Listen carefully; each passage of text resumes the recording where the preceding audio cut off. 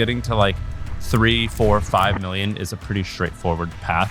Getting past 5, 6, 7 million, that requires, when you're starting something, you have the same fear whether you're incredibly successful or you're still brand new. It's like getting into a cold plunge or something like that. It hurts no matter what. The only difference is that when I've done it a bunch of times, I know that it's normal to be nervous, but I still move forward anyway. This is the Grant Owen Podcast, and this is Sam Parr's 5 levels of making money. How can I make $10,000? Does it have to be online? No. The first $10,000, this doesn't sound like a lot if I'm saying it to like someone who doesn't have a lot of money, but the first 10,000 is quite easy. It's probably the easiest way to do it is a service. So you do something for someone, and it'd probably be finding 2 or 3 companies that need a service, doing it to them for free, asking for a testimonial and getting proof, and then going and charging for that service. That's probably the easiest way to do it if you are willing to do labor. I've never been into that. I prefer making products, and I made my first $10,000 as an entrepreneur online selling an info product. I made my first $10,000 on my own as a hot dog vendor. I had a hot dog stand, and that's how I made my first $10,000. Tell me about the hot dog stand. It was called Southern Sam's, wieners as big as a baby's arm. And Did you have to trademark that? No, I didn't even know what that meant. This was when I was 20 years old, and I wanted a job that I could be outside and drink beer while I was doing it. Mm-hmm. I didn't have a lot of money to start. I only had $500. I knew a guy who had a hot dog stand that he let me use. He had it like in storage, and then I got to pay him his monthly rent at the end of the month. So I had like $500 for supplies, and that's all I needed. I got the day's worth of supplies, sold out. Next day, I could actually go to the store and buy stuff. That's how I made my first $10,000. Did it feel rich at the time? Did you feel wealthy? No, not with 10 grand. Not when I was doing a service for it. Now, when I created a product and I made money, that's when I felt rich. When I was doing a service and working for it, I did not feel rich. What's like a common mistake that you see people making when it comes to like, there's a lot of trepidation people feel before they start. So I've made maybe 100 million plus in revenue on the internet or on companies. I would have to do the math. But many tens of millions for sure. The first dollar is always so exciting. It doesn't matter how much money you have. The first is always incredibly exciting. That rush never goes away. And I think that when you're starting something, you have the same fear whether you're incredibly successful or you're still brand new. It's like getting into a cold plunge or something like that. It hurts no matter what. The only difference is that when I've done it a bunch of times, I know that it's normal to be nervous, and it's normal that I feel that scared, but I still move forward anyway. What's the thing I have to overcome in that? Asking. So a lot of times when people like present their service or their product to someone, they're nervous to ask. Like just so a lot of times what they'll do is they'll ask, like they'll say the pitch and they'll say, well, okay, cool. How much does that cost? And they'll say it costs $10,000. And then the buyer will kind of sit quietly and think, and then they'll be like, well, or I could. You just have to sit in that. And it sounds like a crazy ask to ask someone for $10,000, but for a lot of businesses, that's nothing. And so you just have to ask. And you probably have to charge more than you think. I would say it's probably almost easier a lot of times to make more than $10,000 than it is to make less than $10,000. Meaning, if like your goal is to, like, I'm going to build a business that does $1 million in revenue in the next 6 months, that's probably almost just as easy. It probably is just as easy as making $10,000. It's just as easy to make $100 million as it is to make $10,000. I don't know about 100 million, but in my experience, getting to like 3, 4, 5 million is a pretty straightforward path. Getting past 5, 6, 7 million, that requires teams and systems and leadership, and that is challenging. But getting to like 3 or 4 or 5 million in revenue, I've done that like 7 or 8 times. It's pretty straightforward. So answer me this. I think something that we kind of breezed over is who to sell to. So you just talked about and said the easiest way to go about this and make this is to sell to companies. The average person doesn't know companies. How would I go about the process of finding out what service I should sell to what people? How do I think about the person I'm trying to sell to? Well, I think of Ikigai. Have you heard of Ikigai? Yeah. It's this concept of like what the world wants, what they want to pay for, what you're good at, and what you care about. If your goal is to make millions and millions of dollars and build a big company, you have to be passionate. You have to actually care about what you do. You could say, yeah, you'll be passionate once you start succeeding in it. I believe that to be true. But if I'm trying to figure out like what to sell, I have to first ask myself, what am I skilled at? And so it depends what you're skilled at, but like I can find customers anyway. For me, I got on the internet, I got my first customers on forums, like message boards and Reddit, because I knew how to write. If I was like a service provider, I would use Yelp, and I could just call people on Yelp, and I could be smooth enough to like convince them to give me a shot. If I called 100 people, I'm going to get 2 people that are interested. So it all depends on what your skill set is. What's the most valuable skill set to have? Oh, copywriting, in my opinion, without a doubt. For this amount of money? For any amount of money? Yes. Why? Because copywriting is the act of figuring out how to get what's in my brain into your brain and figuring out how to get you to do what I want you to do.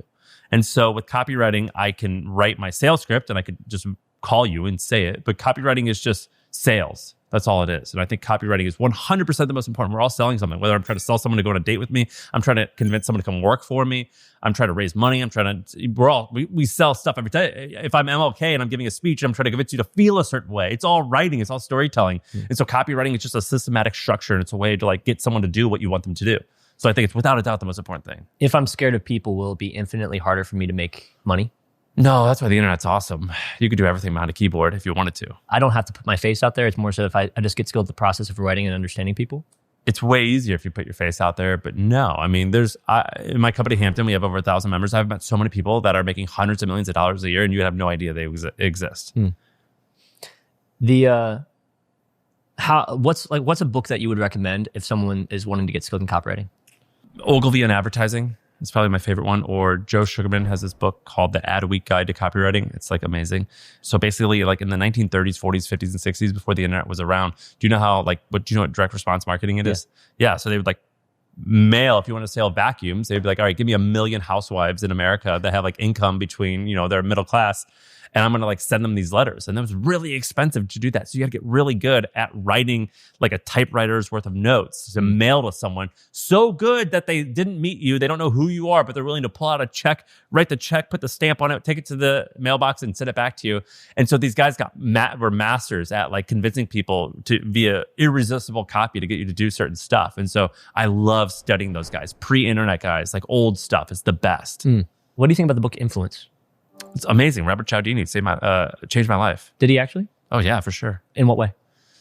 Dude, it's like the greatest tactics ever. Like really simple shit. Like the rule of reciprocity. Yeah. So I've used that before. I've bought like a car before. And when I go and buy the car, I bought a motorcycle once. The guy on the Craigslist asked for $2,000. I showed up 10 minutes early. I go, hey, I brought you an extra Coca-Cola. I was at the store and I just thought, hey, maybe this guy might want a Coke.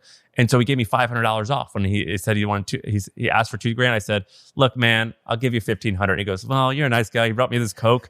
That's the rule of reciprocity. That's rule number one in Robert Cialdini's book of Influence. Like there's like very specific tactics on what you can get people to do. I think what was it that in his process, he bought the person a Coke and he did it within a classroom, right? And he was like, he tested buying someone a Coke and how many days you'd have to buy them a Coke before you can ask them to do something big and crazy. Yeah, well, no, I don't remember exactly that story, but the rule of reciprocity states if I do something for you, you feel in debt to me and you'll do whatever it takes to get even. And it doesn't matter if it's like something that's crazy uneven. So for example, if I go to your home and I say, can I borrow a cup of sugar? And you give me the cup of sugar. The next day you say, hey, can I borrow your car? I'll give you my car. Even though a sugar and loaning a car are not the same, we will do it just to be even. And that's just how humans are. And there's like a ton of principles just like that. And with copywriting, you can like implement all of that. What's a way that someone can implement that kind of tactic in the process of making their first dollar? So let me give you a story. So one of the first times, I don't remember if it was the first, that I made $10,000 online.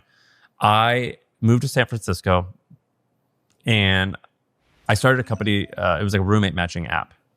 And the way that we would get customers is, the idea of it was I would find a 3 and 4 bedroom apartment, which let's just say hypothetically costs $4,000. I would call the landlord and I would say, hey, could I help you lease out this apartment? I'm going to host a party, but I'm going to put on Craigslist that each bedroom is only 1,000. And we're going to get like 50 people who are interested in this place. We're going to host a party and we're going to fill this apartment and then any other apartment you want by matching up single people who are in the city by themselves into their own like 2, 3, and 4 bedroom, instead of getting like a 1 bedroom, which they probably couldn't afford. And so I would get all of these emails on Craigslist about these people who wanted this apartment, and they were horrible. Everyone had the exact same email. One apartment would get like 50 applicants, and the emails were awful. And so I created a guide that says, here's how you stick out in the inbox of a Craigslist apartment. And the most niche topic ever. I made this guide. It was called the Miracle Craigslist Template. It was making something like $2,000 or $3,000 a month when I was 21 years old or 22 years old, maybe, because a local blog, I convinced them they had if you Googled how to find an apartment in San Francisco, they showed up number 1, and then one who came at number 2 and the one who came at number 3. I said, hey, I'll give you half of the sales from this Craigslist miracle guide that I made. And they took it. And so I was killing it. It's just like I just made this over a weekend, and this consistently has made 2 or 3 grand for like 3 years. And that's how I made like my first, like, I made it once, I sold many times, $10,000.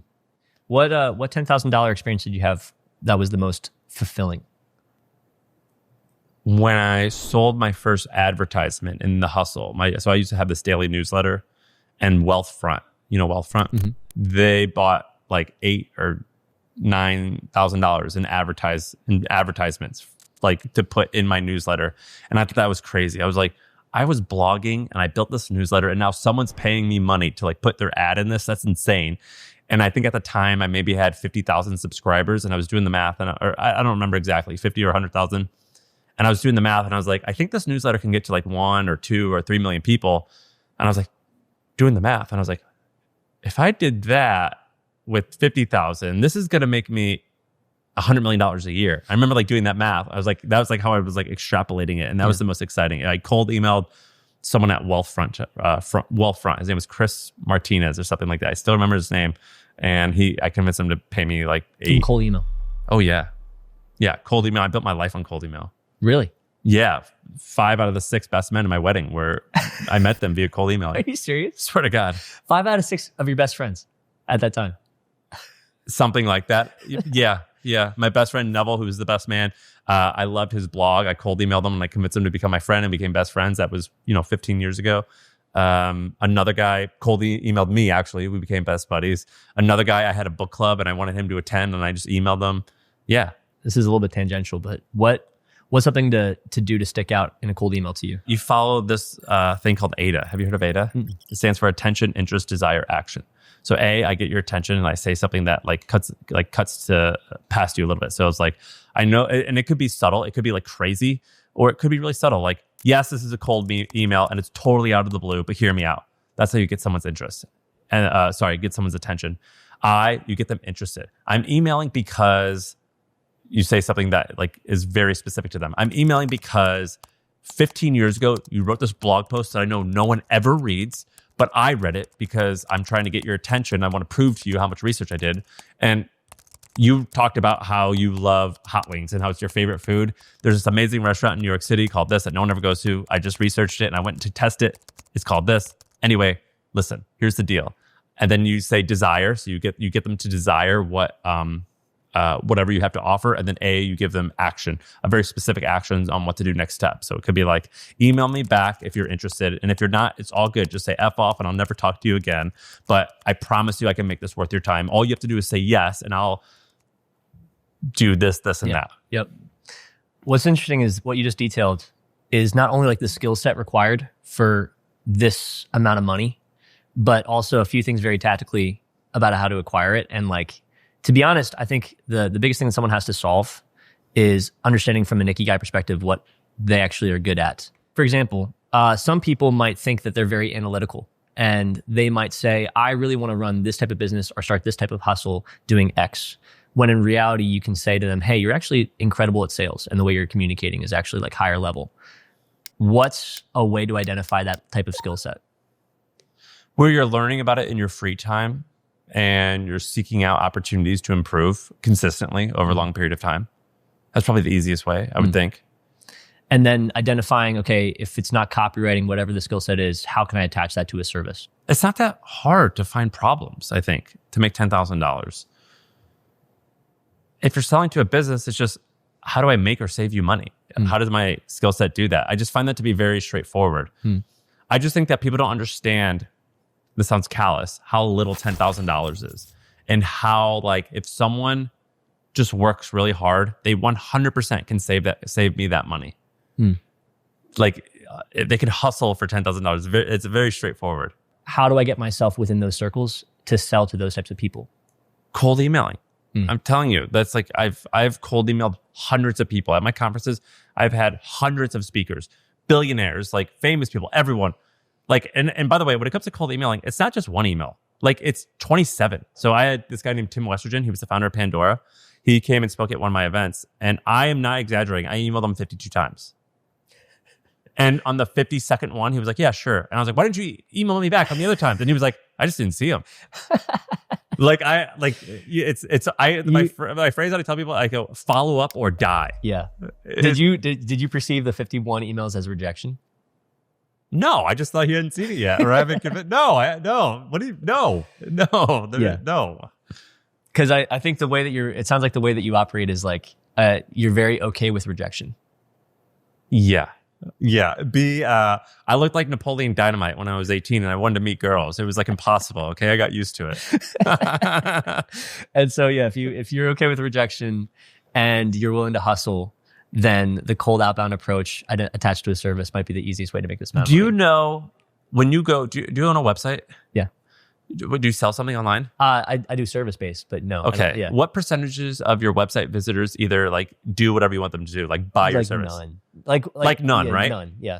Like if your website's kick ass, it's like 2%. Yeah. Right? Yeah.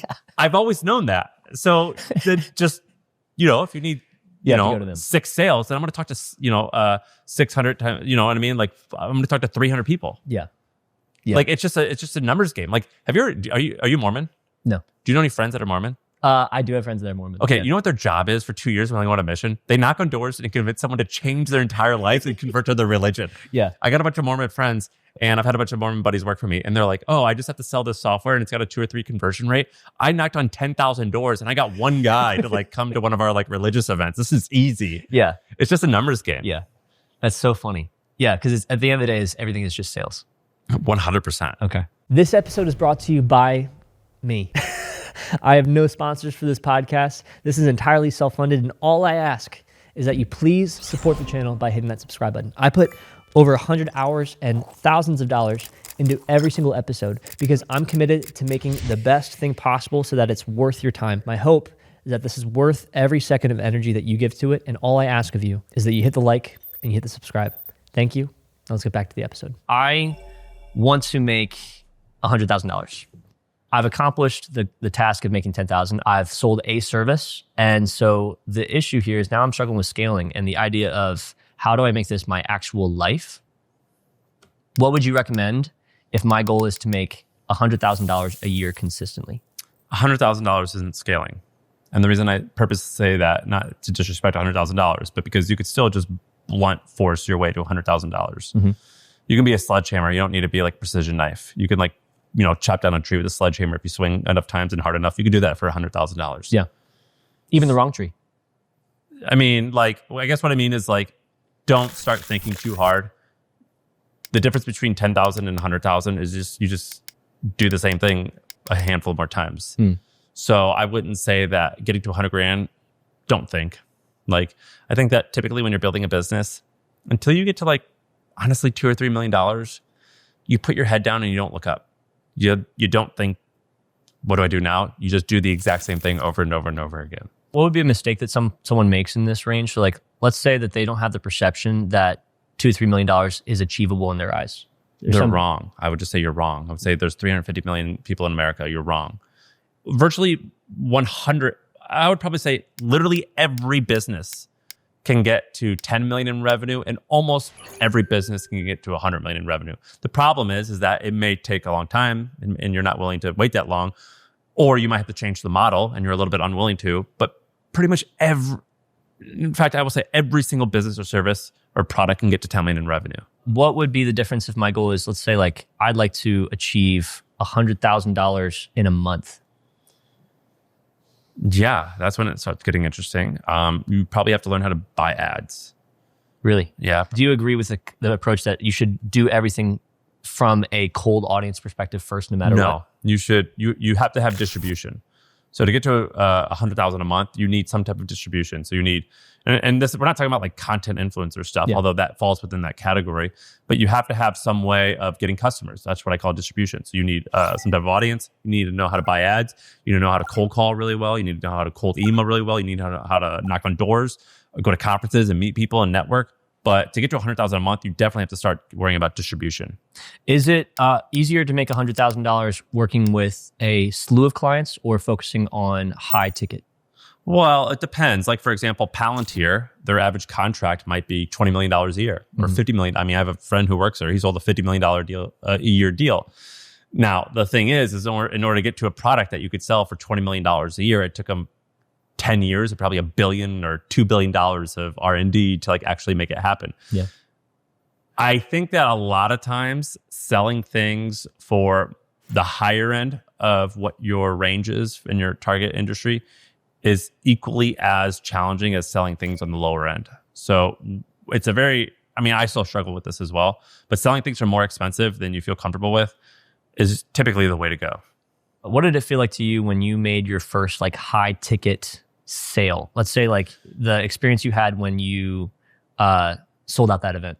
Yeah, so I had a conference. The first tickets were $250 because when I started my conference, I think I had $30,000 or $50,000 to my name. I don't remember exactly. And I started this conference, and the first tickets were $250 or $300. And then just to mess around, I put like a VIP ticket for $2,000, and I forgot what you get, but like you didn't even get anything that special. But someone bought it, and I was like, how does someone have $2,000 to spend for a conference? Now we send our team to conferences now like all the time, and it's like $2,000, $3,000, $4,000, $5,000, and it's nothing. But I just didn't put myself in like the buyer's shoes and like understand like how much money a company has and how $2,000 is potentially nothing to them. But I remember thinking like, who on earth would be insane enough to spend $2,000? I specifically remember I told someone when I was 25, I'm never going to spend more than $10,000 at a car. How foolish. So like it just that was small thinking, and I lived in a bubble of people who didn't have a lot of money. When someone paid that amount of money, how much did you make for that total event? That summer, I think I made something like $50,000 in profit in 6 weeks. Man. I had an idea for an event. I hosted the event, sold tickets and sponsorships, and I made something like $50,000. And then I went and rode my motorcycle for 6 weeks around the country. Because you're like, I did all the work. I thought I was a $50,000 millionaire. I might as well have been a millionaire. That's so cool. Yeah. So what's the difference between something like that and that type of accomplishment? Did that wake you up to say like, oh, I'm addicted to the feeling of making this? Or no, did you feel I was satisfied? never addicted to making money. I've never truly cared about money. I don't like spending money. I'm pretty frugal, I think, I live below my means. No, I've not been driven by money. I'm driven by, this sounds cheesy, but I would joke, like I like using the word manifest cowboys. That was like a phrase I made up where it was like, I just love being like a guy who like has an idea for something and I can turn it into reality really quickly. Yeah. But I'm not motivated by money at all. Because of that, you still got to a point though where you're like, okay, you made $50,000 in a 6-week period. You felt like you were a millionaire in that season. What unlocked for you to say like, okay, I'm just going to do this from now on. I'm just going to run these events. The thing that changed early on, right after that 50,000, was I'm going to use this money to hire people. I've always defaulted to the second I could potentially afford something, I'm going to hire people. And I'm willing to make significantly less profit. And what I've noticed with hiring is when you hire someone who specifically focuses on one thing and you focus on another thing, and then you keep on doing that, and eventually you get people who are more talented than you or a specialist at a thing, it tends to just be the highest form of leverage for an entrepreneur is hiring. The profit doesn't come right away, but in the long run, it's so much better. There's a lot of people on the internet right now, a lot of my friends, and I've done this as well, of like one-person businesses. It's so much better to hire. I think John Rockefeller, who's one of my heroes, he said something like, I would rather have 1% of 100 people than 100% of my own effort. I completely agree with that. What's the first person you should hire? Well, the thing you suck at. In most cases, startup founders are the sales and marketing people, and they probably should keep doing that. Once your company gets to like 5 or 10 million in revenue, I think like a CEO's job is probably make sure you don't run out of money, recruit amazing people, and pay attention to sales and marketing. And so I've always hired like nerds, like like operating types of people, like people who are organized, people who just like keep the trains running on time. Like those are incredibly important, and I'm not good at it. So I've always hired like straight edge kind of nerds who just like pay attention to the details. At this level, does it make sense to hire like the concept of like a virtual assistant? I think there's something magical about being in real life with a coworker. So yeah, you could, like, you can get a pretty amazing, like we have virtual, like overseas people at my companies, and they're equally talented as any American. And I have just as good of a relationship with them, but there is something special about kind of being belly to belly with someone, and like coming up with an idea. So the first hire, It'd probably be like whatever you're doing at $100,000 a month that is driving sales, hire people to do everything else. So like fulfill the order or something like that. Yep.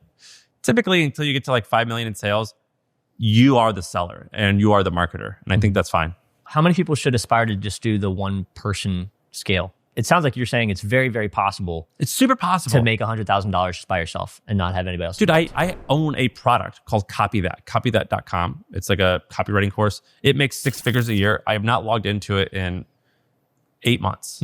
It does that. And by the way, that's awesome. Yeah. I don't find that fulfilling. Yeah.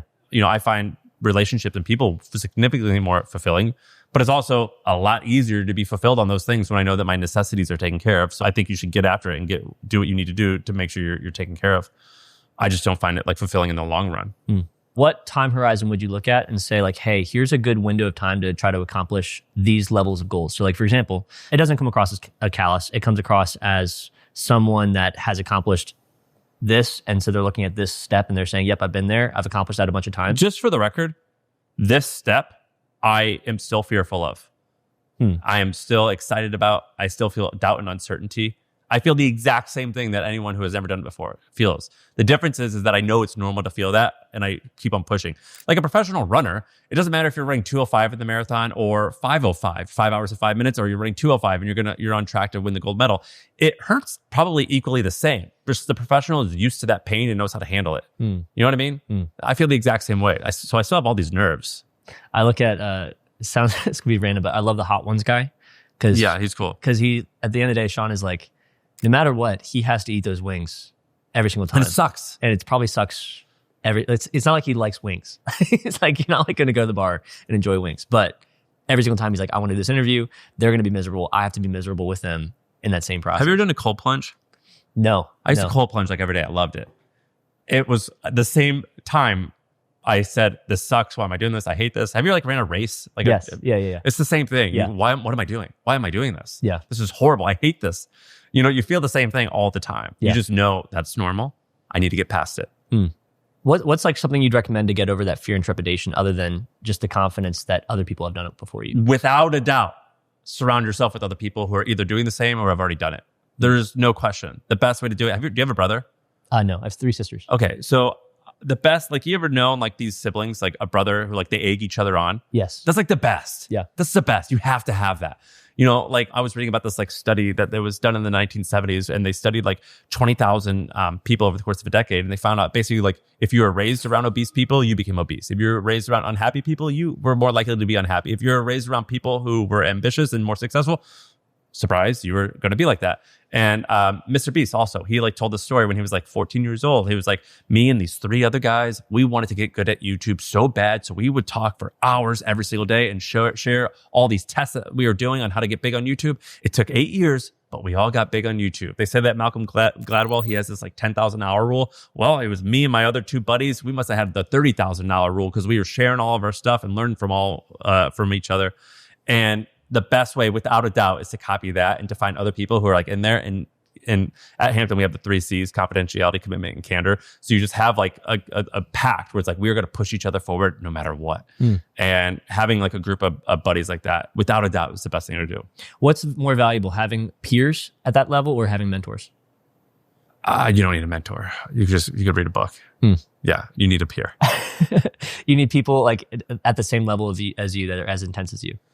Yeah. I mean, a mentor is cool. I've had a couple of them, but mentor, that's kind of silly to me. It's I don't go to a guy and be will you mentor me? I'll be at your house from 9 and then we'll talk until 10 and then I'll take notes and then I'll make sure your bath is ready. You know what I mean? That's weird to me. Just read a book, learn from dead people. Yeah. I love that. And so, how do I know if the path I've taken to do this is actually not scalable? I was talking to someone and everything is scalable. Well, I talked to someone, and Grant Cardone and Alex Hermosi actually said, some cars are only meant to go 1 million miles. And that's true. But if you tinker enough, everything can be scalable. What's not scalable? An agency? Because I know agencies that have tens of thousands of employees and they make billions in years of revenue. That seems scalable to me. I don't know what isn't scalable. Now, I think that an individual's time. That's true, but that's why you hire people. I think that some, like, for example, I lived in San Francisco for 10 years and I've never raised venture capital, but all my friends did. And they were building rocket ships. And the thing about VC is it's rocket fuel for a rocket ship. I was building a cool ass car, a car that was fast, that was cool, that I loved. And that was my media company. And it grew 75% a year and it did its job. It made me wealthy and I had a lot of fun doing it. A lot of my friends who created rocket ships, of the 30 that did, about 2 of them, if it worked, it was amazing. The rest, they crashed. And that did its job. And so there's some businesses that they are meant to be rockets. Now they can still crash and burn, and they are likely to. And there's some that are just going to be a little bit slower. But if you give it enough time and focus for long enough, it will 100% be successful. But I think everything to a degree is scalable. I just think that's a bullcrap excuse. Do you think that people think too little if they perceive $100,000 as a lot of money? No, I understand how that feels. I was 21 and broke. I mean, no, I think you should you could, let's put it this way.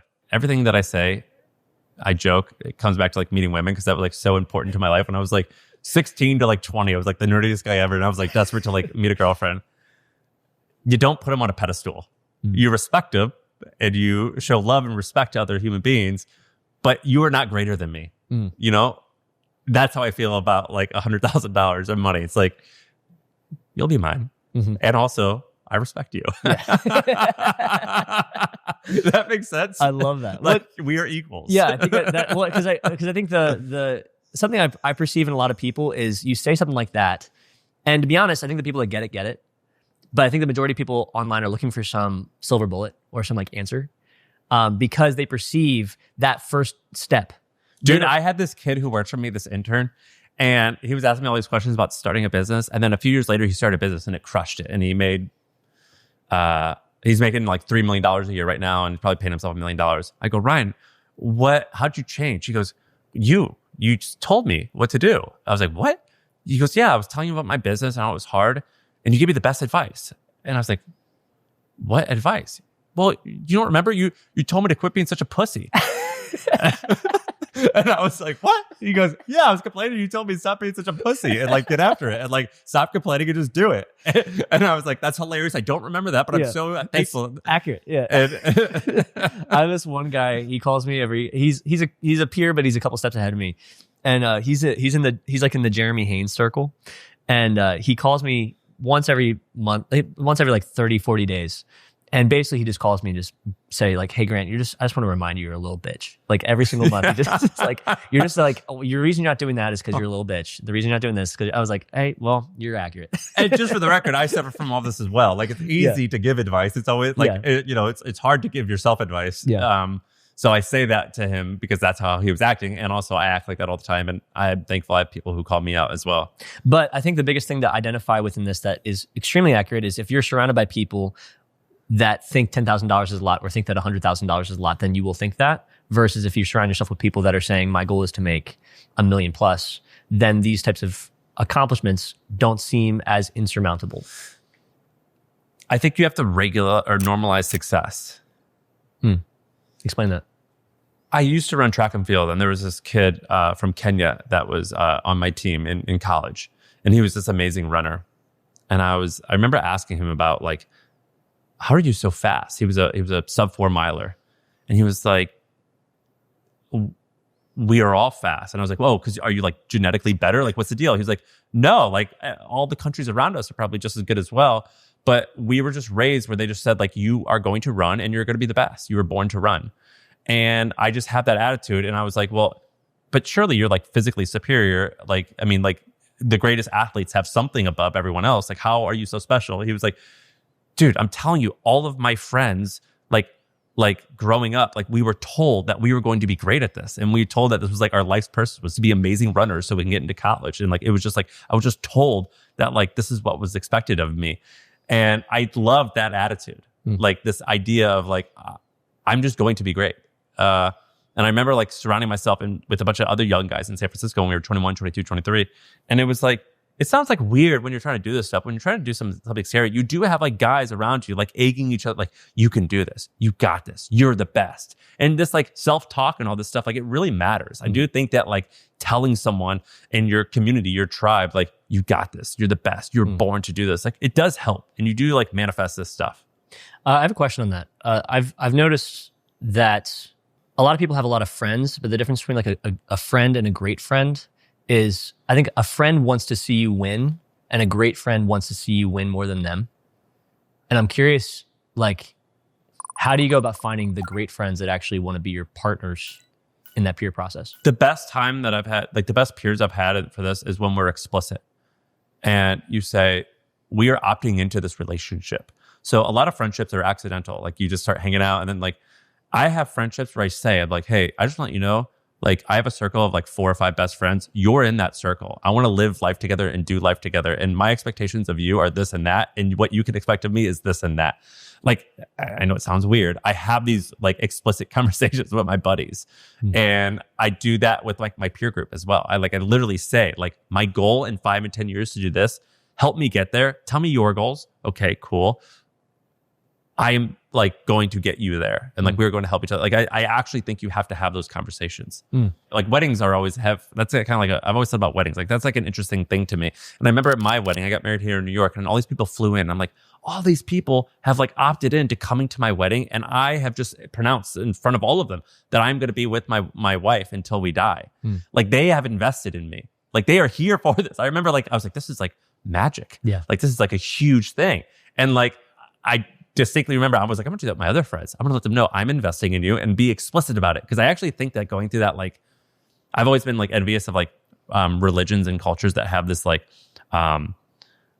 this thing where the boy becomes a man or a girl becomes a woman. Yeah. I love those. A rite of passage. I love those. I love those things where it's no longer like, oh, you just happen to do it. It's like, no, you are officially a woman. Yeah. You are officially a man. Here's your responsibility. I love that. Yeah. And so you have to be explicit, in my opinion, with a lot of these relationships. This is a bigger thought and like has nothing to do with business.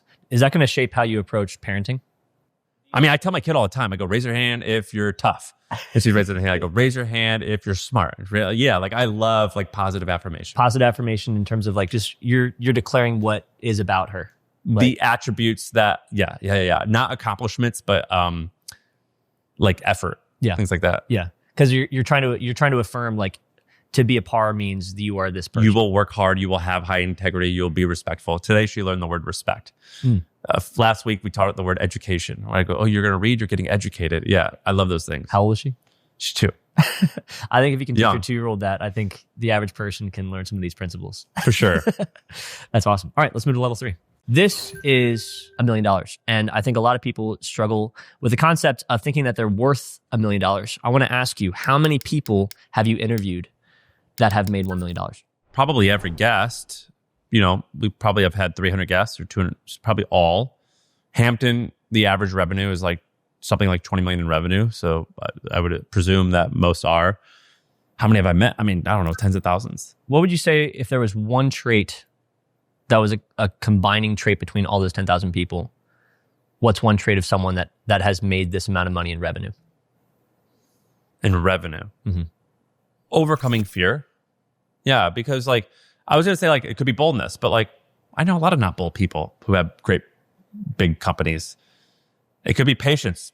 No, I know a lot of people who are incredibly impatient and have done really well, but probably just the ability to overcome fear and take that first step. What's the biggest weakness you see from people that get stuck here? Inability to hire and inability to make systems. Do you have like an example of a story of someone that had something of great potential but wasn't able to scale it because of that?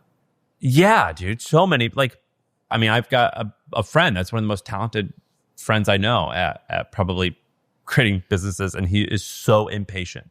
And so things will get to $1 million or $2 million in revenue, and they very 100% could get to 10 or 100 million in revenue. 100%. I've seen him do it like 4 different times where he like built a business to like 800, 900, $1 million or 2 or 3 million. And then he gets bored after 3 years and then bails and starts over from scratch.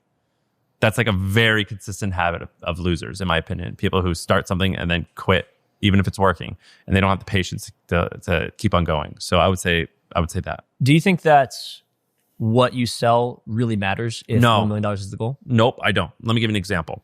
My mother-in-law, about 5 or 6 years ago, my mother-in-law, she's amazing. She's a Haitian immigrant. She raised my wife and her sister, and was a stay-at-home mom. And at the age of like 54 or 55, one day she took me, my wife and I had been together for 5 or 6 years. She goes, "Hey, Sam, I want to drive you to the airport for your flight instead of you taking a cab," because I was visiting her. And I go, "Okay, Smithy, that sounds strange. It's a 2-hour drive, but okay." And she was like, "Look, I'm thinking about starting a business." And I was like, "You? Okay, cool." And in my head, I was like, this is just like every other conversation I've ever had if someone wanted to talk like this, but I love her, so I'm going to like take her seriously. And she's like, "I want to start selling pillows." I was like Casper pillows? And she was like, "No, like throw pillows." I was like, "I don't know what that is. Tell me what that is." She's like, "A decorative pillow." I said, "Okay." She was like, "I know how to sew. I love sewing. I think I can do this." And I was like, "Okay, that sounds good. Maybe it can work. I have no idea. But here's like this thing called Shopify. There's this thing called Etsy. And I'm not an e-commerce guy, but like I can tell you what these things are. And I can tell you a little bit about copywriting, but honestly, just Google it." 2 weeks later, she sends me her website. And I was like, "Smithy, this person just like copied your idea." And she's like, No, that's my website. I flew to North Carolina. I bought all the fabrics. I took all the photos of my sample pillows and I made this. You told me to do this. What now?" I was like, "Are you kidding me?" And that first year of business, she did, I think, something like 200 or 300,000 in revenue. This year, about 4 years later, she broke $1 million in revenue. And here's her business. She sells pillows, throw pillows, virtually 100% of them on Etsy. And so if you Google like pink throw pillow, you're going to see Smithy Home Couture, and it has 5 out of 5 stars. And she sold like 20,000 pillows. All the stats are on there online. It shows you. And first of all, never in a million years would I thought throw pillows was going to work. Like I did, who Is she good at marketing? No. I mean, yeah, I don't know. Like go just whoever's watching, Google Smithy Home Couture. I don't know. I mean, she's fine. She doesn't have an Instagram following. It's not like she's famous. She's just stays on top of her stuff. And customers email, and she is respectful, and she provides a great service. And she's done it for 5 years. And now she's got 4 or 5 employees in New Jersey sewing pillows all day. And she only works 2 or 3 days a week. If she wants, I go, "Smithy, how much are you spending on ads?" And she says, "Oh, like $100 a month." I was like, "Are you insane? Spend more. You're making this much money." And she's like, "Well, but I want to be home with my grandkids on Wednesdays and Fridays." And I said, "All right, that sounds good to me." But my point is that like you could do it any way you want. Like there's so many different ways to do it. That's why business is awesome. You just got to take the first steps. And in most cases, you have to be pretty patient. What would you say to someone that's extremely impatient? They say they want to start something this year and make $1 million this year. It's possible. Get after it. It's definitely possible. I mean, I don't know if, well, yeah, with Hampton, I don't remember the revenue in year 1. It was 7 figures in year. I mean, we did 7 figures in 6 months. I had a little bit of an audience, so I have a huge unfair advantage, and I had a reputation. But my first real company, The Hustle, I think we did 350,000 in revenue in year 1. Year 2, we did 2.2. Year 3, we did 5. Year 4, 7. Year 5, we did 12. And then the year we sold, we were going to do 18 or 20. That was the progression. Knowing what I know now, I could get to 5 million in revenue in year 1, probably with that same business. Is knowledge the main gap? Overcoming fear the main gap? Like, what do you think is the main gap of that? Just to get to 1 million, yeah, it's fear. Yeah, you can just Google how to do all this stuff. It's pretty straightforward. No courses. Yeah, courses are great. Courses are great. Dude, I don't know why people shit on courses. I've taken so many courses that have changed my life. Yes, courses are awesome. I always get value from courses. What's a course that you'd highly recommend? Copywriting course. My friend Neville Medora, he became my best friend. He was the best man at my wedding. It's because I took his course and I loved it so much. I cold emailed him and we became buddies. It changed my life. It was a course in copywriting. But there's been so many courses. My friend Noah Kagan had a course called Make Your First $1,000. I took his course and I created a product called Itch Juice. It was a poison ivy treatment, and it made $2,000 a month for like 3 or 4 months before I shut it down. I love courses. Courses have changed my life. Do you think that with the accessibility via YouTube, the biggest objection is just that people are lazy? Yeah, or unfocused. Yeah. Unfocused. Yeah. What do you mean by unfocused? You just got to commit to something, man. There's too many decisions that you can possibly make of all these different routes. It doesn't really matter when you're just getting started. They're all going to lead to the same path, and they're all going to suck more likely than not. You just got to get started, and you're going to figure it out as you go. I say A, B, Z. You think about the vision of Z on where you want to go in 10 or 20 years, and that keeps you motivated. But you worry about going to A and then going to B. You don't worry about C, D. You don't worry about any of that crap in the middle. It's totally not important. Just get A and then B, and then you can dream about Z. From the people that have talked about their first million that they've made, what's the biggest complaint, the most common complaint that you've heard? Oh, that it won't, it's not going to solve like your emotional issues. They'll say like they've been dreaming of it, and then they get there and they're like, oh, okay, that was not as exciting as I thought it was going to be. So like in the sense that like they might, if they're a broken person, they're still a broken person with $1 million. Yeah, I definitely think you'll be happier though. Like after a certain point, it's diminishing returns. Diminishing returns are still returns. So like I definitely think it could still help. But I mean, there's still a lot of sad rich people out there. Like, what's probably the biggest misconception about $1 million? I think that a lot of people don't understand what $1 million net means versus $1 million revenue. Well, you can make $1 million in revenue and make no. I mean, I've got so many friends that have businesses that, like, I've got one buddy that was doing 18 million a year in revenue, and I loaned him money because he only had $25,000 to his name. Like, your revenue can be huge. Like, particularly if you have an e-commerce business, you know, the faster you're growing, the more inventory you have to buy for the next season. So your cash flow is horrible when your revenue is great. So yeah, you can have $1 million in revenue and you're screwed. What are the businesses that you would say, like, if you were starting from scratch right now, you'd be like, yeah, I would want that $1 million in revenue business? Something that you're willing to do for like 20 years. I mean, that just seems like the general thesis of the people who I admire most is they have a company that they love so much they don't want to sell or they don't want to retire from. The cool thing about business, I think, is that there's not many opportunities where you can decide where you live, who you work with, how you treat people, the culture that you create, the way you spend your time. And capitalism, like it or not, is probably the most practical way to like help shape reality. It doesn't matter if you're creating a $100,000 a year company or a $100 million a year company. The dent that you can kick in the world, it doesn't matter if it's tiny or huge. You could do that with building a company or building a business. And I find that very just awesome. And it doesn't matter if it's huge or small. And I'm very obsessed with people who are intentional about living life the way they want to. They could be like Elon Musk, who I don't want Elon's life, and I don't love how he lives his life, but I love that he picked the path and he like relentlessly pursues it.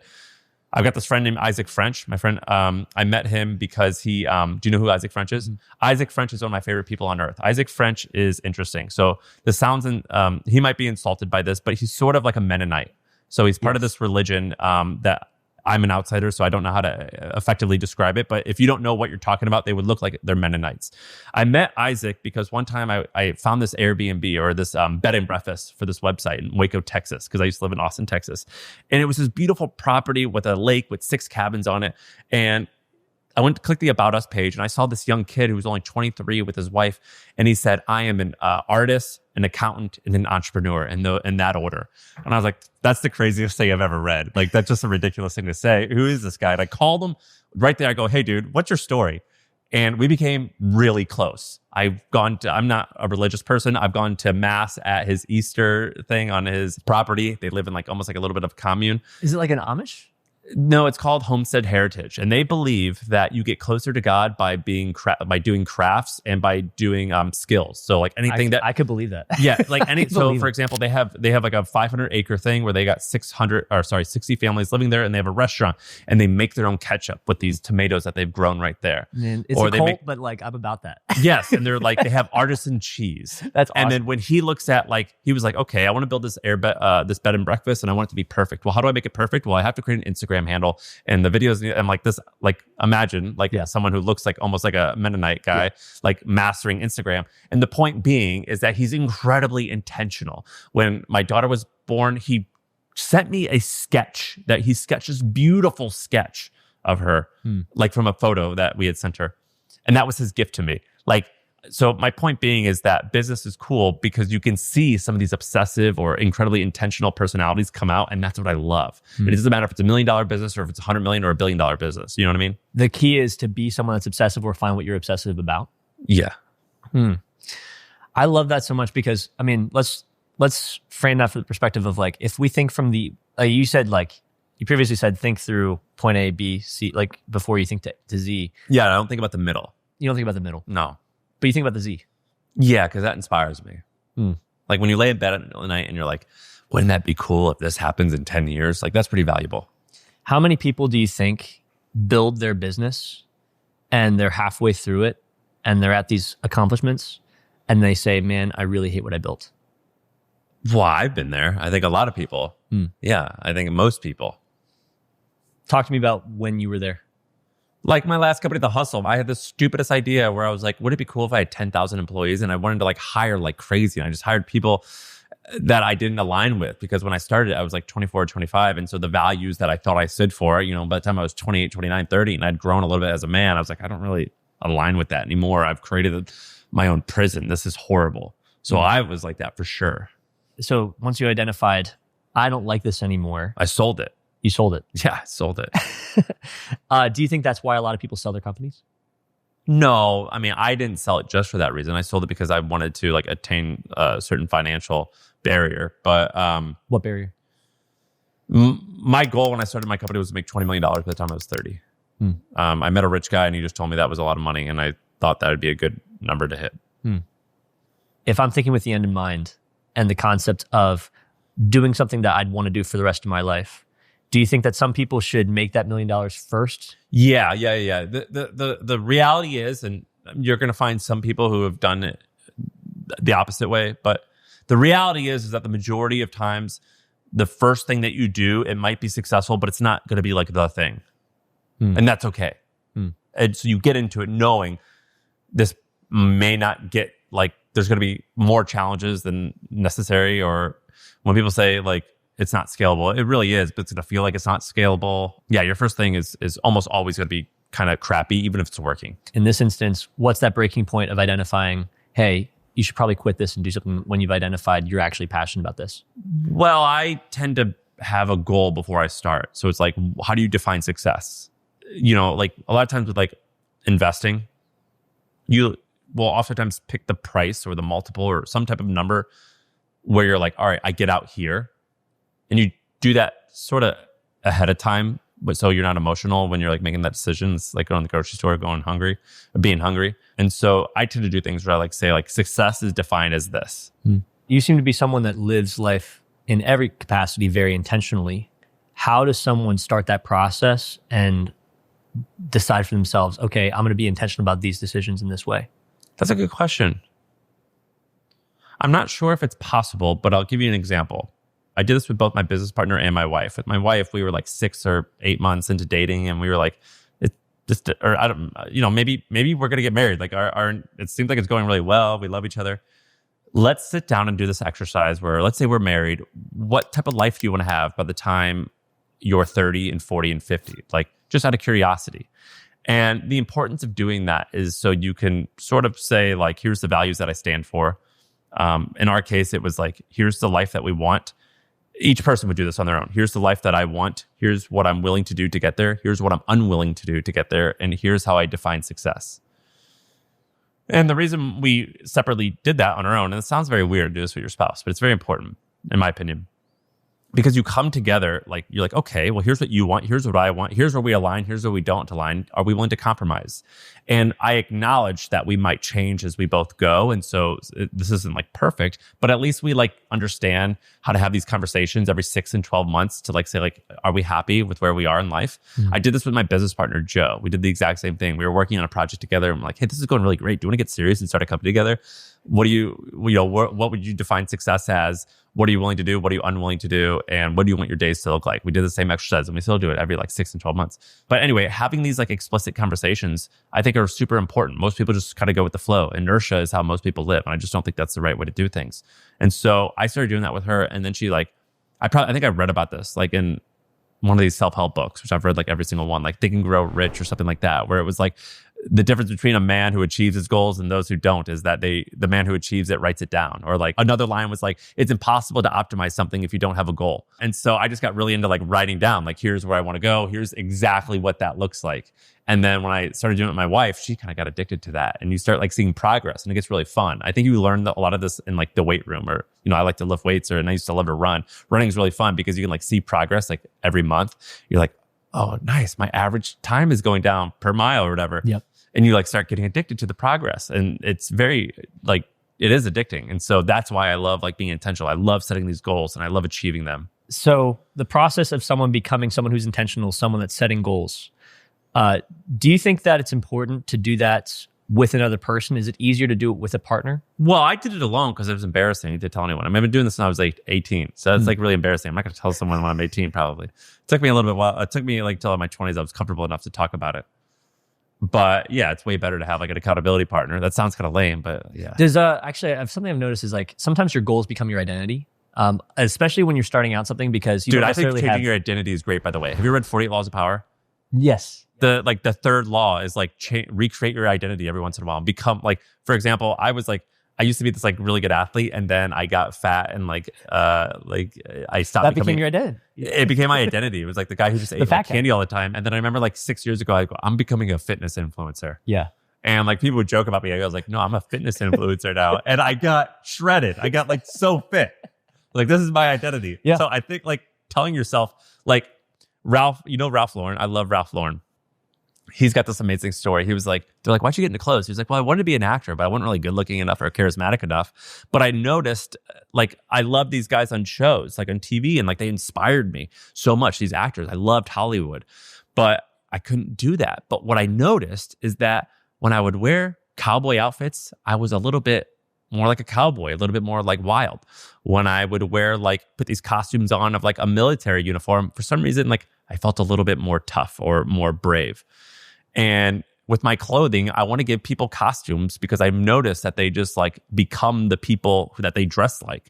And that gives me confidence. I don't want to make people feel like that. And I was like, that's amazing. He's helping people create like their own movies. And so I remember thinking that like you can just kind of like become anything you want. But you kind of have to like pretend that you're it. And then you like morph into it, if that makes sense. Yeah. There's a fake it till you make it. What's the point that you actually recognize you made it? I don't know. I haven't found it yet. So I don't know. Do you think other people affirm you there? Yeah, that's my love language is words of affirmation. I look for compliments all the time. Yeah. So it's like if someone sees me the way I want to be seen, then therefore I am. I just know that like I constantly need compliments to keep me going. Yeah. That's why I've married a strong woman who's one to like compliment me all the time, because like there's been so many times where I lay on the kitchen floor. I'm like, I can't do this. Yeah. I want to ask you back to the concept of specifically like a business making money. Is it easier to make $1 million by yourself or with co-founders? I don't think it matters. I think it's easier. I've done it with like I have a co-founder now. It's way easier to get to 10 million in revenue or whatever, like tens of millions in revenue with a co-founder, in my opinion. Yeah, I mean it's pretty lonely. So yeah, I like having a partner. I think I prefer having a business partner. What's the benefit of each? So like if you give me like the pros. I mean, it's fun to like do everything on your own, or rather it's to do everything your own way.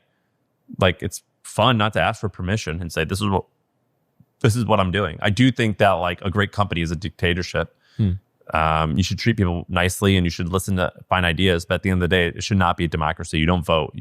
Someone dictates. But having a business partner is freaking awesome, man. Like it's like, dude, I mean, I'm really emotional. I go up and down, and like you need a partner that can level you out. Mm-hmm.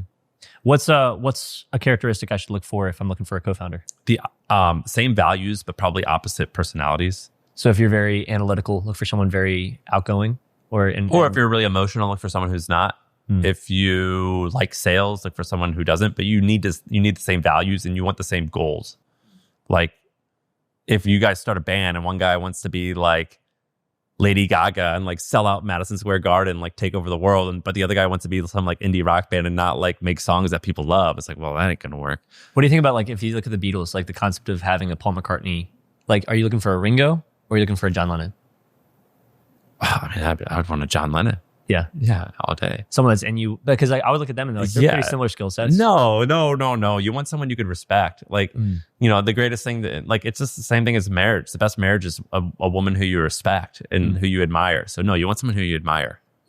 What's like the biggest misconception about how easy it is to actually make $1 million? Well, I don't think it's that easy. I think it's simple, but I don't think it's easy. I guess in some hand, you have to acknowledge that like these things are really important. It could change someone's life. You don't want to be too much of a D-bag about it. But at the same time, you also want to like not put it too high in the pedestal so you can make sure that's achievable. You almost have to change your perspective about how much money some money is. Yeah, you just treat them mean, keep them keen. You gotta treat the money mean a little bit. You know what I mean? Respect it treated me. Yeah. I love it. All right, let's go to the next level. So this is level 4, and the goal here is making $10 million. What is something you found from the people that are successful at making $10 million and the people that ultimately fail after making $10 million? Systems. Yeah. At 10 million, it's people and systems, getting the right people in the right seats and creating systems and checklists that the business can scale. My friend Jason Lumpkins is a really successful venture capitalist. And he says if a company, once it gets to 10 million, it's inevitable that it gets to 100 million if they create the right systems. Inevitable. Yeah. If you create the right systems, granted, you have to have enough time. Some, it could happen in a few years. Some, it will take 2 decades. But yeah. You're breaking my brain a little bit because I've always been stuck thinking that there's a certain, similar like how there's a TAM for every single audience. Like there's only a certain total addressable market. I think with a certain type of company or business, there's only a total addressable amount of people that you can sell to. Your offer is just packaged poorly. Like if you're selling something for $100, like what do you have to change about it to sell for $10,000?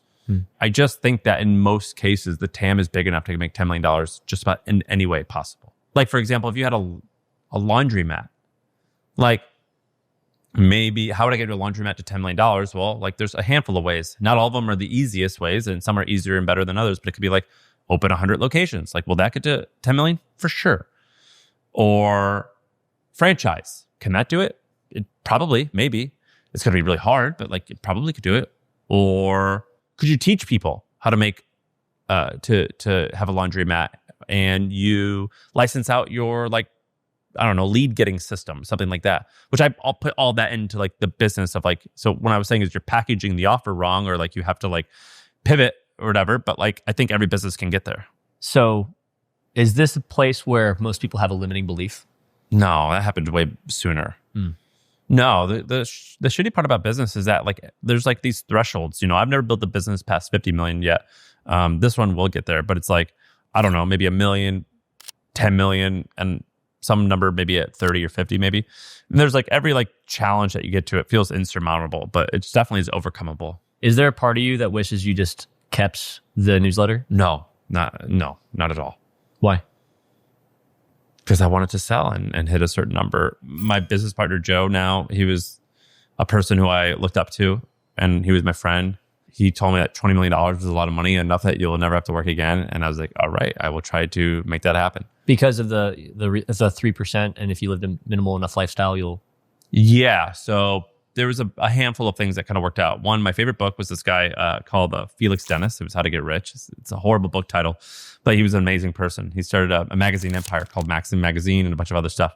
And he wrote this book, How to Get Rich, when he was dying. He was dying of cancer, and he was worth almost $1 billion.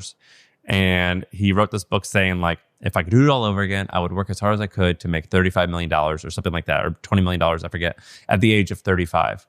And he explained why, but he was like, that would just make you comfortable and I wouldn't have to worry about all this stuff because I spent so much of my life in stress. Even when my companies were doing all this huge revenue, I never took any of the money out of the business. And so I was stressed all the time. And I think it messed me up. And so I was like, that's cool. And then I read this subreddit called Fat Fire.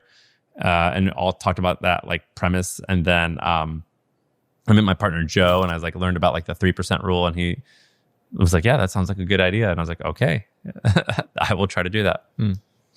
What did you feel after you achieved that goal? I felt amazing. Yeah, I felt amazing. It was awesome. Was it like everything you wanted it to feel like? I still felt like I hadn't accomplished a lot, oddly, but I felt happy. Like, dude, I've been super broke for a long period of time. Like, I used to sneak onto the bus. I would like put 3 slices of pizza into the Whole Foods box that was only supposed to have 1. So I like get, 3 for 1. Like, I like did a lot of like crazy stuff because I was super broke. So it felt awesome not to be broke. It felt awesome to be able to provide for my family more than anything, to be honest. Tell me about that. So like, at what point of building that company did you feel like, okay, sweet, I'm thinking bigger than myself, and it's not about just me making money for myself, it's about me providing the life that I want for the family I want to have? I think the whole time, I didn't have kids, but I had a girlfriend and we were going to get married, and I was like, I want to set us up. Like, I'm always future thinking. It's usually in 5-year increments where I was like, I want our family to be at this point in 5 years. And it was directly tied to how hard you were working on the business?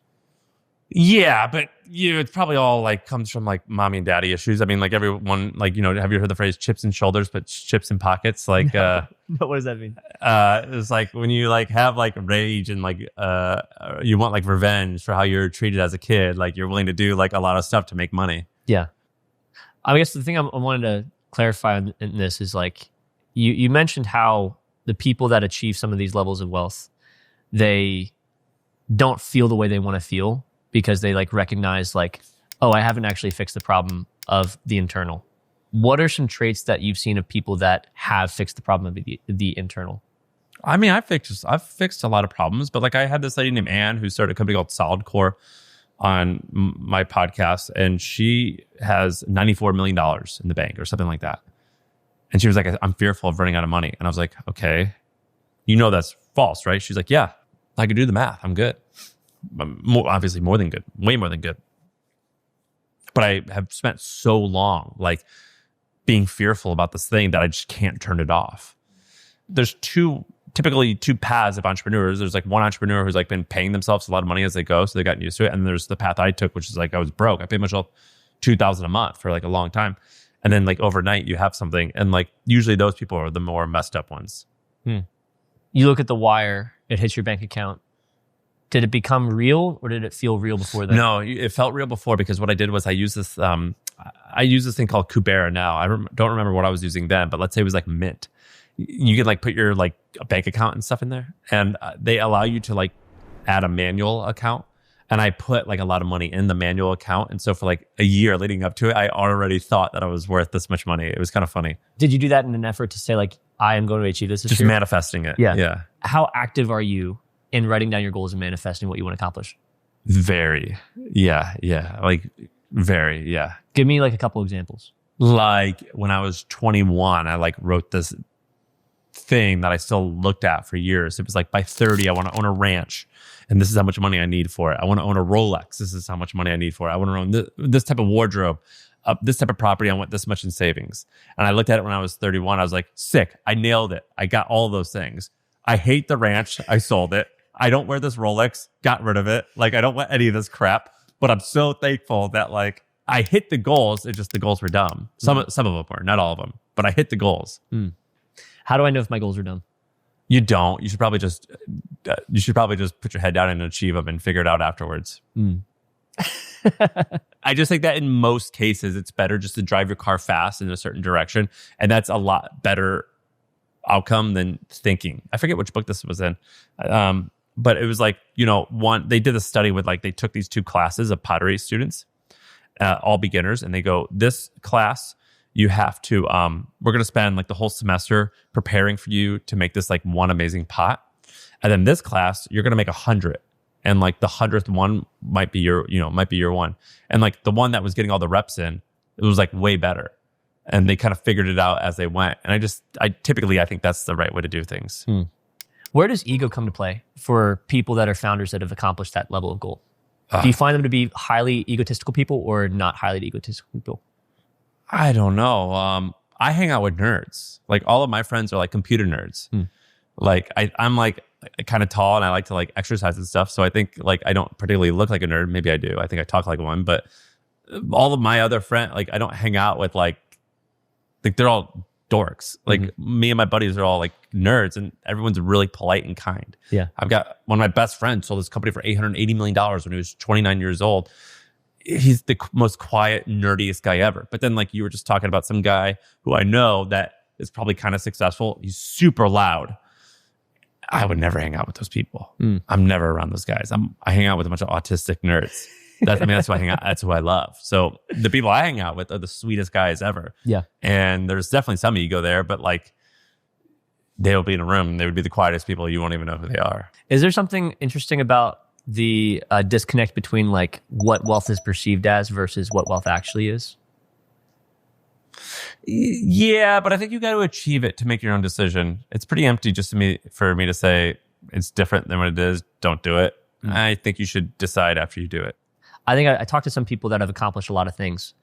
I think the coolest ones are the ones that are the most humble. They're the most curious. They're the most... Well, I think that it's like the Like, I remember when I was getting going, I was like, there is no such thing as luck. I create it all. And then I sold my company and like made a little something. And I was like, oh my God, luck played like an 80% role in that. Like, it's so important. Like, luck is, I mean, I think it's real. Yeah. Like, I think that there are people that are just going to be a force of nature no matter what, and they will achieve something. But in general, I think luck is way more important than anyone will acknowledge. Like, it could be like I was born in America during this year and like that worked out well. Or in my case, like my company sold and like 3 days later, the CEO of the buying company got into a life-threatening accident. Like, I don't know, would that have impacted the deal? Or COVID happened and that my business boomed. You know what I mean? It's like luck is 100% real, I think. Do you think that people should just set financial goals, or do you think that they should set No, goals I do. and other things? I do the 4 Fs: family, fitness, finance, fun. If you're religious, you can do faith. But no, I think you should have. No, I call it being the total man. You got to be a total man. You know, you got to be like, it should be family, how your body feels and your health. It should be, are you taking care of your family financially, and are you having a great time doing it? Can you give me like an example of the goals you've set for yourself? Like, let's just say like right now, what are some goals in those categories? So when it comes to like fitness, like I'll do a fitness challenge most every quarter. I just had a kid recently, so I've been kind of sticking on that goal. But normally I do great. I nailed those. A few quarters ago, it was be an average wide receiver in the NFL Combine. So I trained for the bench press, for the horizontal broad jump, my 40-yard dash, and vertical leap. That's so cool. I love that because you have this. There's a metric. I know exactly what I have to accomplish in order to achieve this metric. Last year, it was run a 21-minute 5K and bench 300 pounds in the same hour. Before that, it was do a 50-mile run. So like very specific. I like fitness challenges. It could be a body fat percentage. It could be just like exercise 3 days a week and don't get hurt. Some of these things, like for example, when it comes to business, you can always set like a revenue goal. You can set a profit goal. You can set a money, like whatever it is. You can set there's so many specific metrics you can look at. I find that with like family, it's hard to set those types of goals. Yeah, but I can put the input. I can do input. So like for me, like this podcast we're recording, this is like 11 p.m. right now because I put my daughter to sleep every night. I do not travel. That's my goal. I haven't been on a plane since they've been, I don't know if I've slept away from my home since they've been born. I just refuse. That's my goal. So you could have like, I could do my input. Like my input is I will not travel. Therefore I will be there. Can I ask questions on that? Yeah. I would argue that you've probably lost out on money opportunities because you're setting these limits because of the person you want to be. Is that accurate? Yeah, I would be significantly wealthier if I worked harder. Yeah. I don't work that hard. I work 40 or 50 hours a week. It just feels like the right thing to do. I think that like raising an emotionally stable and healthy child is like the ultimate mission. How many people that are successful financially are awful parents? I mean, I live in Manhattan. Like, how much time you got? Like, I don't know. Like, there's people in my building who like, I know the 6 nannies and I know the 4 kids they have. I don't know the mom and dad. I never see them. I mean, like, yeah, I mean, there's so many. I think they're fools. But like, also like, there could be a story. Like, it could be like, for example, if you're like a single mom, like you're not going to see your kid because you're paying the ultimate sacrifice. So I don't know their whole story. So it's kind of a pain in the ass. Or that's not very fair of me to judge, but there's some people you can judge. I find myself not respecting guys that don't want to be good dads. Yeah, like for example, if I have a friend who cheats on his wife, they aren't my friends anymore. Do you know what I mean? Like, or if it's just a girlfriend, or if I see them steal from his store, I'm like, oh, we're not going to be friends anymore. Yeah. So yeah, I mean, I care about this stuff. Do you hold the same standard? So like, for example, what would your friends say to you if they saw that you were traveling to Saudi Arabia to do this crazy thing? They're going to give you $300 million because you were traveling to them and open up, Sam Parr land. Is your type of relation with your friends that they would say, like, Sam, that's not in your character? I think that would be worth it, by the way. Like, we're not $300 million. But like, I don't like, I haven't had like a $300 million decision, but It's like, go and meet this person or go and do this event. And like, it would make my business better, but I don't care. I'm not going to do it. If it's $300 million, like we're all going together. The reason I ask these questions is because I find it so interesting that like, I think someone that's so goal oriented, I find it refreshing that you hold boundaries, because I think the reality is a lot of people that achieve certain levels of wealth and certain levels of entrepreneurial success, they reach a point where they're obsessive to the fault, and you end up missing out on the actual important things in life. And so it's very rare to talk to someone that's like measured. Yeah, look, it's still a struggle. Like I have this thing called a brick where it like bricks my phone, so I can't use it. But like I still like am like grabbing my phone all the time, and like, you know, it's not like, I mean, I'm very imperfect. Yeah. But at the same time, I try really hard. Yeah, I think there's a lot of guys that don't. I'm not trying to say that as like a negative thing, but like I think like for whatever reason, valid reasons, invalid reasons, or just like that's their choice. That's the choice they're making. I look at it and I think like the fact that you have categories that are broad or saying like, I want to be a measured person this way. The fact that you'd hold a boundary and say like, I want to shoot a podcast at 8:30 at night on a Friday because that's when I could value this and nothing else is going to come within these boundaries. That's like insanely refreshing. That's cool. Well, thank you. I just would ask like, how does someone achieve certain levels of wealth and goals financially while not forsaking that aspect of their character? My answer, I don't like this answer because I don't want anyone to feel bad. But the fact is that it was way easier for me to do that because I didn't have kids and I had a wife that was down with me working all the time, and we worked together and she would come to my office all the time. Mm-hmm. If I had children, I think it would be significantly harder. And frankly, I don't know if I could have done that. And I don't love saying that because I don't want someone to feel bad. That said, I can show you 1 million examples of people who have many kids and have accomplished so much more than I ever had. But it was so much easier that I was just a guy. Yeah. How can I build a business that accomplishes money that I don't hate? I feel like you talk to some people and it's like sometimes they hate it and they want to sell it. But we've talked a lot about building something with the Z in mind, the end in mind. Well, of like, I want to do this for a long period of time. I've talked to like so many successful people. Like you always hate it sometimes. Like I don't love it all the time, but like I've talked to like Jason Fried. You know who Jason Fried is? He's one of my favorite entrepreneurs. He started this thing called Basecamp and Hey.com. I've only known him through the podcast and I've only talked to him a couple times, not on the podcast. But like I sense like he's got a type of person where he's run this company for like 25 years and they probably have made $20 million a year in profit for a long time. And he seems like an artist and he loves his company. It seems like he's one of these guys who built it in his image where it's like it's going to last for forever. But there's times that I know that I've talked to him on the pod where I could tell he wants to just throw this thing in the dumpster and never see it again. Like I think you feel that way no matter what. So I don't think like the goal is like, I don't think love means like you, like I still hate it sometimes. I can imagine it's almost like parenting where it's like, it's always fulfilling. But you're angry. But it's like, I'm angry at my office all the time. I'm angry. I run angry 12 hours a day. Yeah. Like I didn't want to get puked on. Yeah. You just don't want to. You're like, I just don't want to experience that. So I don't think like anyone loves it all the time.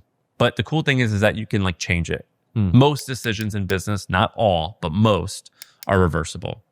You open this saying like systems are the most important thing. How do I identify talent that aligns? Like what values are non-negotiables that I should have? Well, that's up to you. But typically there's a feeling where it's like, if this person quits, like, will I say like, goodbye, have a nice day? Or would I say like, please don't go, I need you so much? Like if you have the second feeling, then you have like A+ talent. How many of those people have you hired? The amount of people who have worked at like a company I've owned collectively is in the mid hundreds probably. And I would say I have found probably, I don't know, 8 or 10 like just total killers. What's a trait of a killer? They alert me of problems that I didn't even know existed after they've solved them in ways that I didn't even know were possible. That's awesome. Yeah. Yeah. They communicated to you about the solution when you didn't realize Yeah, they say this was the problem. I fix it by doing X, Y, and Z. And I'm like, I didn't even know that was possible. Thank you. What would you like now? Yeah. What can I do for you, ma'am? Like, would you like lunch? Yeah. Do you think that people should hire more women? My company's like only women. Yeah. Why? I guess this whole thing that Scott Galloway says about men being left behind, it might be true. I don't know. There's The majority of people I find, the best people I find so far have been a lot of women. I only hire people who I think are great. And it just has turned out so far, it's been a lot of women. That's awesome. Yeah. That's really incredible. This is $100 million. I think there's not a single person in the world that doesn't look at that amount of money and say that's ridiculous. What is the biggest difference between the person that gets stuck at 10 million and the person that gets to 100 million and succeeds that? I've never done it. So I'm trying to figure that out too. But I know a lot of people who have, and I think the answer is time. I mean, that's what I'm betting, that it's time. I think that the shitty part about a lot of amazing stuff is it just takes a long time. It takes longer than you think. I've learned that in my career consistently. Things take a lot more time than you think. Give me an example. Like, for example, for podcasting, I have so much to learn from you from a podcasting perspective. I mean, so we've done 750 episodes. I remember when we started, I was like, by month 6, we're going to be at 100,000 downloads per episode. That took 4 years. Like it took. I thought I was going to take 6 months. Or maybe it took 3 years. I forget. But like it took forever, or it felt like forever. I record. I don't remember how many we did at first, but like 2 to 3 a week for a period of time, and then now 2 a week for 5 years so far. And like it took a long time to get to 100,000. I thought it was going to take 6 months. How many times did you feel like you wanted to quit?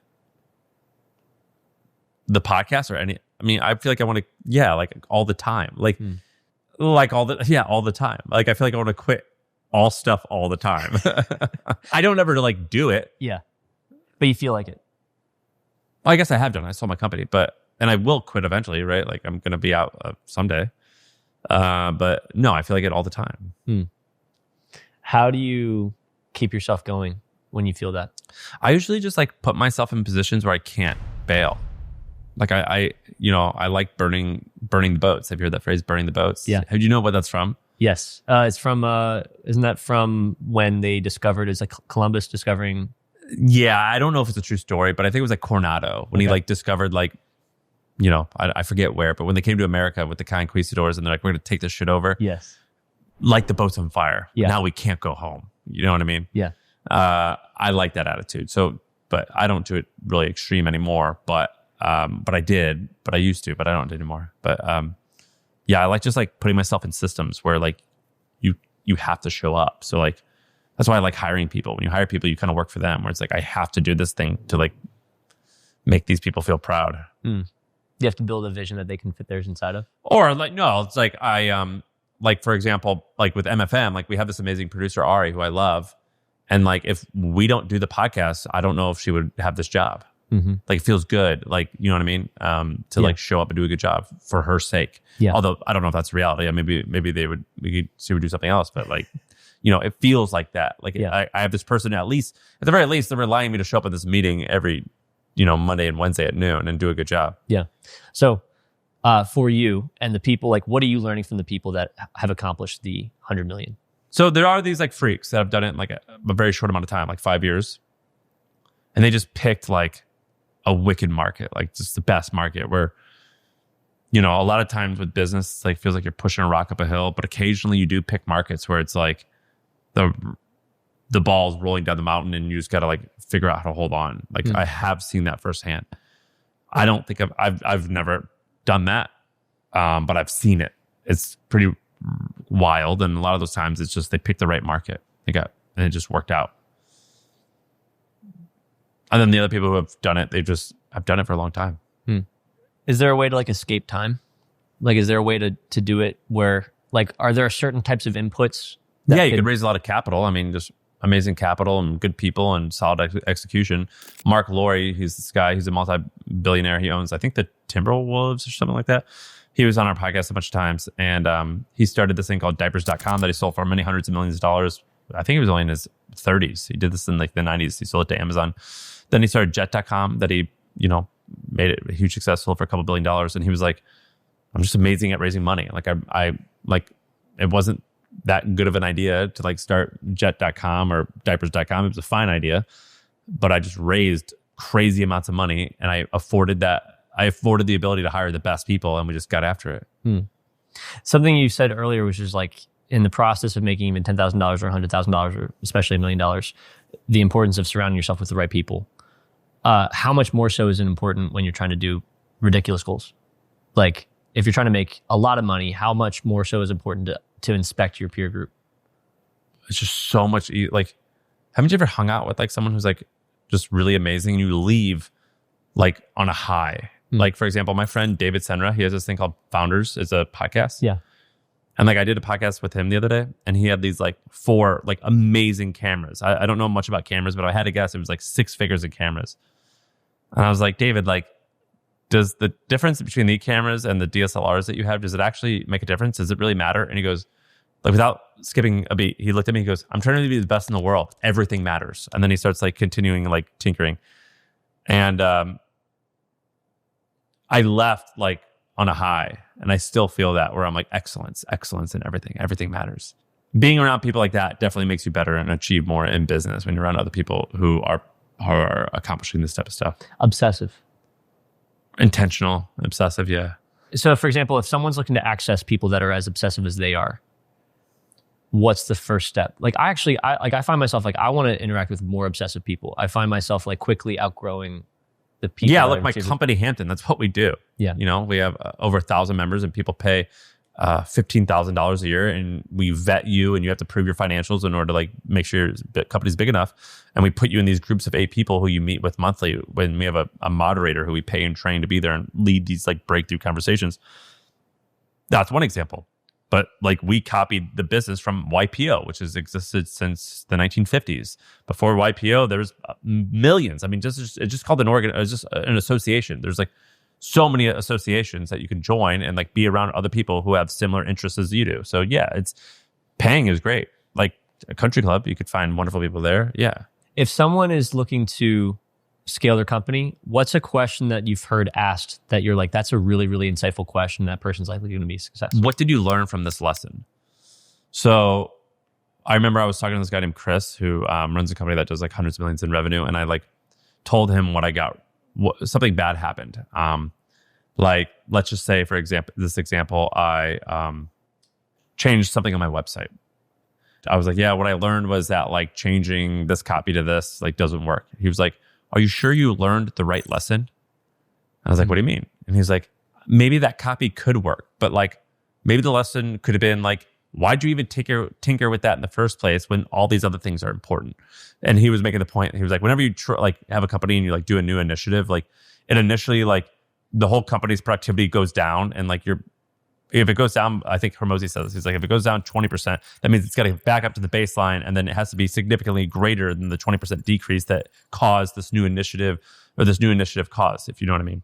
And he was like, the lesson that you should have learned is like, you shouldn't have done that in the first place, not because it was a bad idea, but because you guys are always already working on this one thing. You should just keep focusing and double down there. And so him saying like, are you sure that's the right lesson to learn here? Like I ask myself that all the time when I make dumb decisions.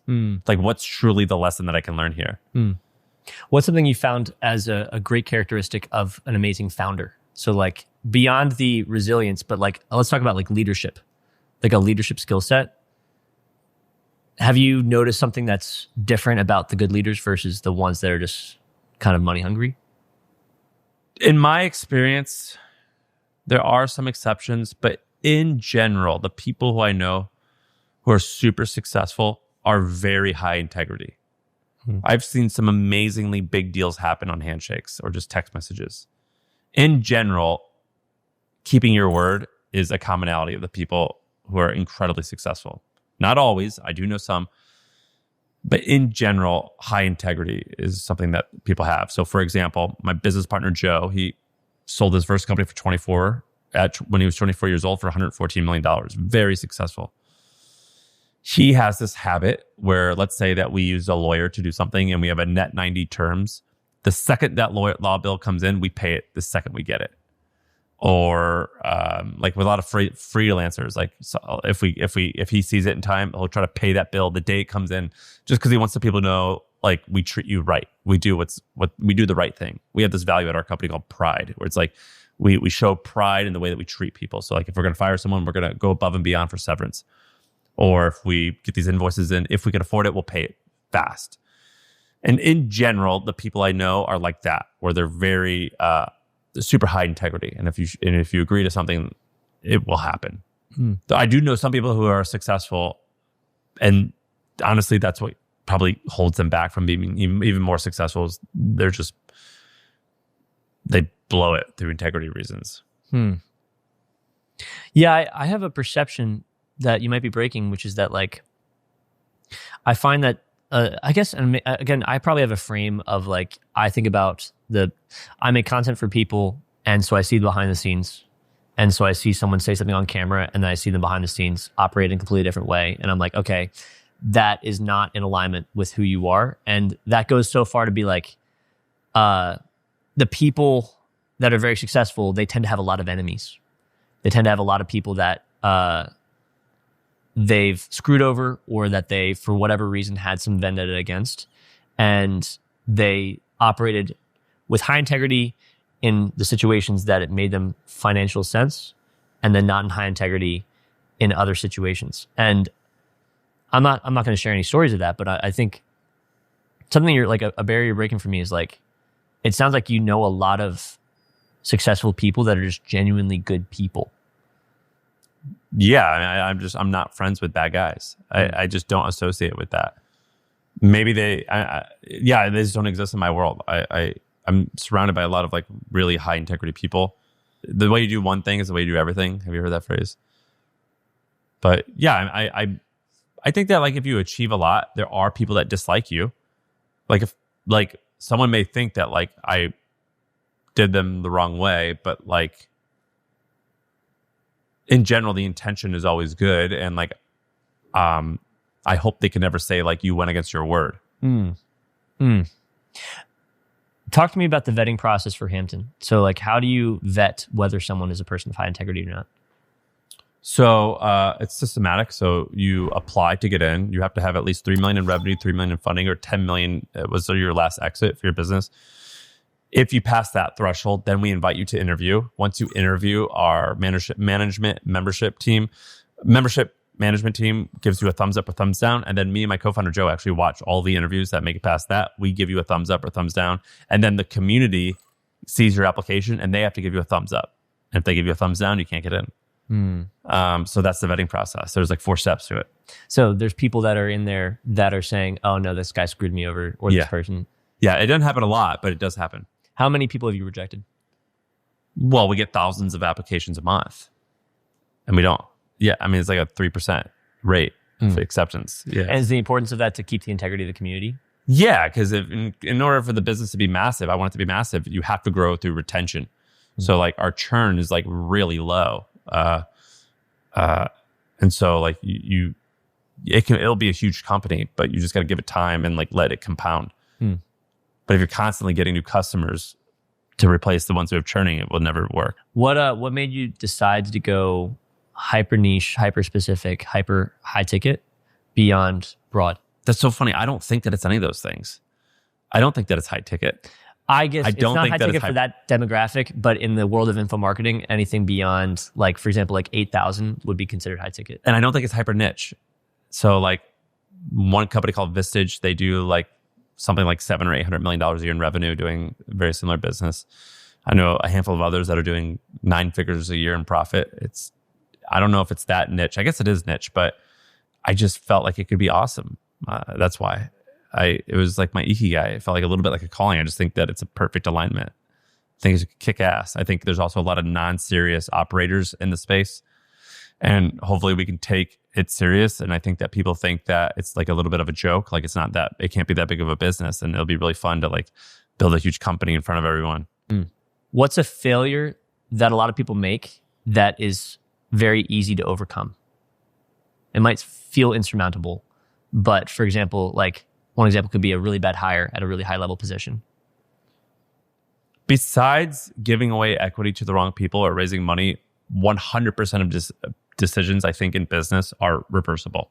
For example, Tylenol, huge, company, and I forget when it was. I think it was in the 90s. Do you remember like the Tylenol thing where someone, I think it was a worker, poisoned a couple bottles of Tylenol pills? They put cyanide, I believe, in a handful of the bottles, and like 6 or 4 people, something like that, died in Chicago.